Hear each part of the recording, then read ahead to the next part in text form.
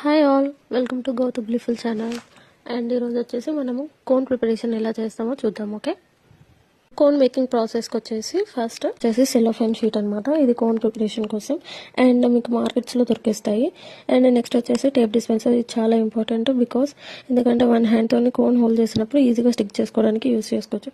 And next వచ్చేసి 0.29 pin అనమాట. ఇది పిన్ వచ్చేసి లాస్ట్ సైజు అండ్ మీరు మార్కెట్ పిన్స్ కూడా యూస్ చేసుకోవచ్చు.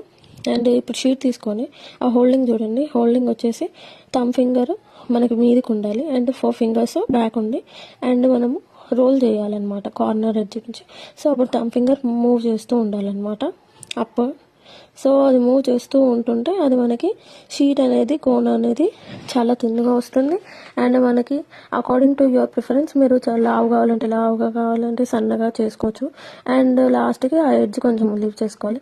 అండ్ పిన్ పాయింట్ చూడండి. పిన్ పాయింట్ వచ్చేసరికి మనకి సన్నగా కావాలన్నా మనకి థిక్నెస్గా కావాలన్నా ఆ మూవ్ చూడండి. Backward and frontward move.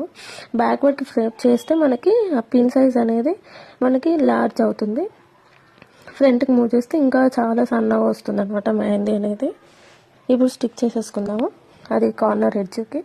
So ఇది స్టిక్ చేసుకున్నాక మీరు నెక్స్ట్ వచ్చేసి కోన్ ఎడ్జెస్ అనేది ఎలా స్టిక్ చేయాలి అదంతా నేను నెక్స్ట్ పార్ట్లో చెప్తానమాట. మనకి పేస్ట్ మెహందీ పేస్ట్ ప్రిపేర్ అయ్యాక అది ఫిల్లింగ్ పైపింగ్ మ్యాక్స్తో ఎలా చేయాలి అదంతా నెక్స్ట్ ప్రాసెస్లో చెప్తాను. అండ్ ఇది చూసారు కదండి. ఇప్పుడు ఇది మన కోన్ అనమాట. ఇప్పుడు మన కోన్ అనేది ప్రిపేర్ అయిపోయింది. This is the final output.